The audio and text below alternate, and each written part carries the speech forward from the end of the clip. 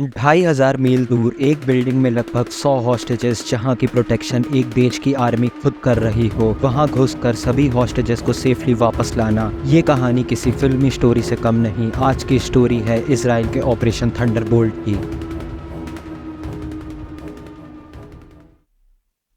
ये बात है 27 जून 1976 की, जब तेल अवीव से एयर फ्रांस की फ्लाइट A203 तेल अवीव से पेरिस की तरफ टेक ऑफ करती है। इस फ्लाइट को रास्ते में ग्रीस के कैपिटल एथेंस में भी रुकना था, जहां पर रुकने के बाद उस फ्लाइट में 58 और पैसेंजर्स चढ़ते हैं। इन्हीं 58 पैसेंजर्स में 4 टेररिस्ट भी चढ़ जाते हैं, जिनके पास हैंड ग्रेनेड और पिस्टल भी रहते हैं। इन आतंकवादियों का popular front for liberation of फिलिस्तीन से कनेक्शन था। जब प्लेन एथेंस से टेक ऑफ करता है, उसी के चंद मिनटों बाद इन 4 आतंकवादियों ने पिस्टल के दम पर प्लेन को हाईजैक कर लिया था। ये हाईजैकर्स सबसे पहले कॉकपिट में पायलट से कहते हैं कि प्लेन को बेंगाजी एयरपोर्ट ले चलो, जो कि लीबिया में है। तो वहाँ ह्यूमैनिटेरियन ग्राउंड्स पर लीबिया सरकार ने उस प्लेन को फ्यूल दिया। वहाँ हाईजैकर्स ने एक British born Israeli citizen Patricia Martel को छोड़ दिया, क्योंकि उन्होंने अपने हाथों की नस काट ली थी। फिर वो लीबिया से इंग्लैंड जाती हैं और वहाँ MI6 और मुसाद को टेररिस्ट की पहचान बताती हैं। तो यहीं से कंफर्म होता है कि वो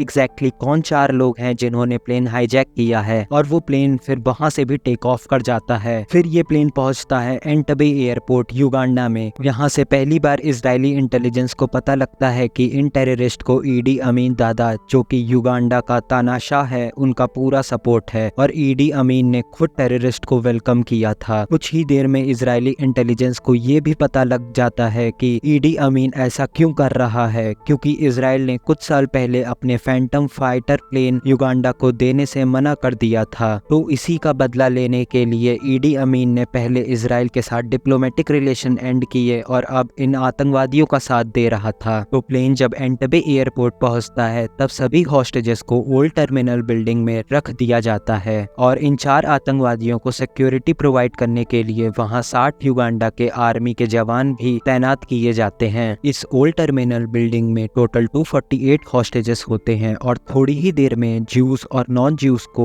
अलग कर दिया जाता है। 28 जून को इजराइल में एक मिनिस्ट्रियल कमेटी PM के अंडर बनती है, और 29 जून को इसकी पहली मीटिंग होती है। इसी ने ये सुझाव दिया कि एक फुल स्केल वॉर युगांडा से स्टार्ट करते हैं और हॉस्टेजेस को रिलीज करवा लेते हैं। तो किसी ने एयर स्ट्राइक करने की सलाह दी। तो कोई कहता है कि ईडी अमीन, जो अभी अफ्रीकन नेशनल कॉन्फ्रेंस अटेंड करने मॉरिशस जाएंगे, उन्हें वहां से किडनैप कर लिया जाए। पर अभी तक कुछ डिसाइड नहीं हो पाता है कि आखिर इन हॉस्टेजेस को कैसे रिलीज कराया जाए। अलग अलग चीजें अलग अलग लोग सोचते ही रहते हैं इस PM के मिनिस्ट्रियल कमेटी में कि तभी 30 जून को आतंकवादियों ने 48 नॉन इजरायली हॉस्टेजेस को रिहा कर दिया, जिसमें बूढ़े, बच्चे, औरतें और कुछ सिख पैसेंजर्स थे। तो उन्हें सही सलामत पेरिस भेज दिया जाता है। 30 जून को ही इन 4 आतंकवादियों का साथ देने 4 और आतंकवादी आ जाते हैं एंटबे एयरपोर्ट पर, और इसके बाद इजराइल से टेररिस्ट ने कांटेक्ट किया और हॉस्टेजेस के बदले $5 मिलियन और 40 कन्विक्टेड टेररिस्ट, जो कि इजराइल की जेल में बंद थे, और 14 नॉन इजरायली जेलों में बंद कैदियों की रिहाई की डिमांड करते हैं। और इन सब चीजों के लिए टेररिस्ट ने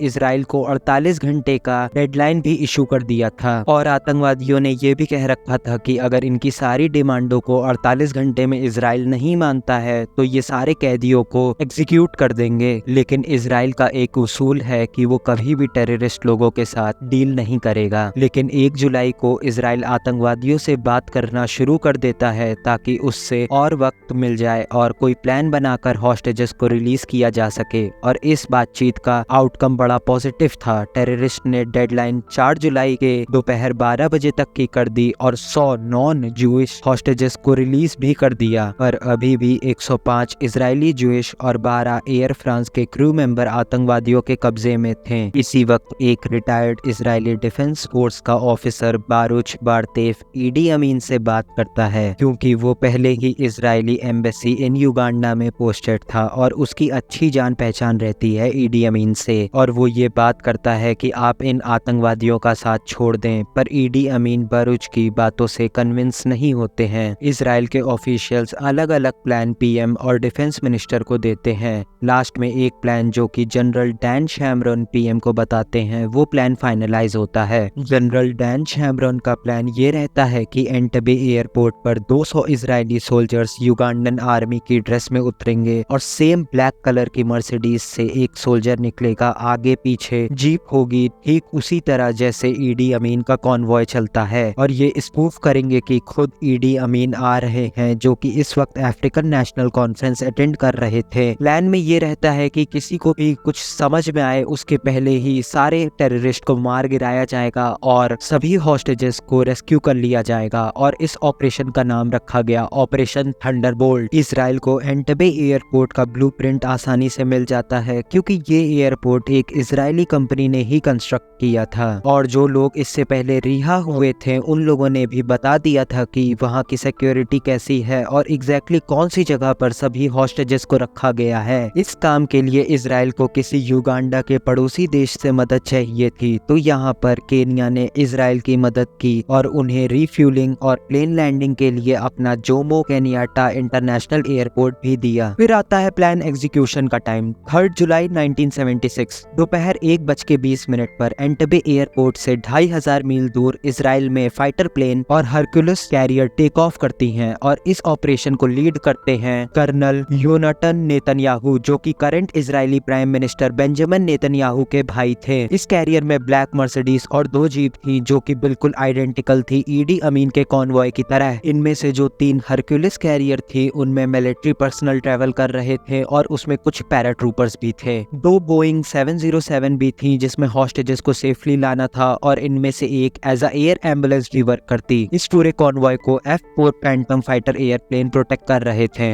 ये सभी प्लेन सबसे पहले रेड सी को क्रॉस करते हैं मात्र 100 फीट की ऊंचाई पर, ताकि उन्हें कोई भी रेडार डिटेक्ट ना कर पाए। सबसे पहले ये लोग केनिया में केनियाटा इंटरनेशनल एयरपोर्ट पर रुकते हैं और उसके बाद वहां से युगांडा की तरफ बढ़ जाते हैं। जब सभी प्लेन रनवे के पास पहुंचते हैं तभी एंटबे एयरपोर्ट की अथॉरिटीज ने रनवे की लाइट्स को ऑन कर दिया क्योंकि उन्हें लगा कि ईडी अमीन का प्लेन है। रात 11:01 पर पहला हरक्यूलिस प्लेन लैंड करता है जो कि 1 मिनट अपने शेड्यूल टाइम से लेट था। उस प्लेन के लैंड करने के 6 मिनट बाद 2 और हरक्यूलिस प्लेन लैंड करते हैं। उसी के चंद मिनटों बाद बोइंग प्लेन भी लैंड करता है जिसमें बाकी सब प्लेन के लिए फ्यूल था, और उसी बोइंग प्लेन में हॉस्टेजेस को रिलीज करने के बाद वापस बैठाकर इजराइल ले जाना होता है। नेतन्याहू अपने यूनिट को लेकर आगे बढ़ते हैं और वो एक जीप में रहते हैं जो कि ब्लैक मर्सिडीज के साथ थी। जब वो लोग ओल्ड टर्मिनल बिल्डिंग के पास पहुंचते हैं तब 2 युगांडा के आर्मी पर्सनल को शक हो जाता है क्योंकि ईडी अमीन ने अभी कुछ दिनों पहले ही अपने लिए एक व्हाइट मर्सिडीज ली थी और आजकल ईडी अमीन उसी व्हाइट मर्सिडीज से ट्रैवल करते थे, और ये इन्फॉर्मेशन इजरायली एजेंसीज के पास नहीं थी। तो उन 2 आर्मी वालों ने इस कॉन्वॉय को रोका, तभी एक साइलेंस्ड पिस्टल से एक आर्मी वाले को इजरायली एलाइट फोर्सेस ने मार गिराया और दूसरा भागने लगा तो उसे जल्दी में बिना साइलेंसर की पिस्टल से मार दिया गया। अब यहाँ नेतन्याहू और उनकी टीम डर जाती है क्योंकि अब उनके पास एलिमेंट ऑफ सरप्राइज खत्म हो चुका था। तभी एक टीम आगे से ओल्ड टर्मिनल बिल्डिंग के मेन हॉल में घुसती है और एक टीम साइड से। तभी सभी हॉस्टेजेस घबरा जाते हैं तो एक कमांडो ने मेगाफोन से चिल्लाया, stay down, we are Israeli soldiers. इसको दोनों ही भाषा में बोला गया था, हिब्रू और इंग्लिश। तभी टेररिस्ट ने फायरिंग शुरू कर दी और इस क्रॉस फायर में एक फ्रेंच इमिग्रेंट टू इजराइल और एक रशियन ज्यू मारे जाते हैं और एक 52 ईयर ओल्ड हॉस्टेज बुरी तरह घायल हो जाती हैं। ये फायरिंग 6 मिनट चलती है और सभी टेररिस्ट को मार गिराया जाता है। जब सब हॉस्टेजेस बाहर निकल रहे थे तभी युगांडन सोल्जर्स ने टावर और टर्मिनल से फायरिंग शुरू कर दी, और इसी फायरिंग में योनाथन नेतन्याहू जो कि इन सब के लीडर थे उनके समेत 5 और इजरायली सोल्जर्स मारे जाते हैं। युगांडा के अप्रोक्सीमेटली 45 सोल्जर्स भी मार गिराए जाते हैं। लैंडिंग के ठीक 20 मिनट के अंदर सभी हॉस्टेजेस को इवैक्यूएट करने लगा जाता है और ये ऑपरेशन 23:59 पर खत्म हो जाता है और सभी प्लेन हॉस्टेजेस को सेफली लेकर एंटबे एयरपोर्ट से टेक ऑफ कर जाती हैं, और ये ऑपरेशन अपने शेड्यूल टाइम से 1 मिनट पहले ही खत्म हो गया था। Operation Thunderbolt Israel defence force के लिए एक मैसिव सक्सेस थी। सभी हॉस्टेजेस को इजराइल वापस ले आया जाता है। सिर्फ एक 74 ईयर ओल्ड लेडी मुलाको जिनकी तबीयत एक दिन पहले खराब हो जाती है तो वो उस वक्त हॉस्पिटल में रहती हैं, तो वो बदकिस्मती से इजराइल वापस नहीं आ पाती हैं। जुलाई 4 की सुबह सभी हॉस्टेजेस को इजराइल वापस ले आया जाता जाता है और ये उस समय की कुछ रियल तस्वीरें हैं। और मोसाद की एजेंसी को कहा जाता है कि अगर इजरायलियों के ऊपर एक बार हमला करेंगे तो उनके मास्टरमाइंड को मोसाद कभी नहीं छोड़ेगा, और इस केस में भी ऐसा ही होता है। वादी हदाद जो कि इस हाईजैकिंग का मास्टरमाइंड था, उसे 2 साल बाद ईस्ट जर्मनी के हॉस्पिटल में एडमिट कराया जाता है और ये पता चलता है कि उन्हें कोई जहर दिया गया है जिसकी वजह से उनकी मौत जल्द ही होने वाली है और कुछ ही दिनों में उनकी मौत हो जाती है। प्लीज़ हमारे चैनल को सब्सक्राइब करिए इसी तरह के रियल इंटरेस्टिंग स्टोरीज सुनने के लिए। Thank you.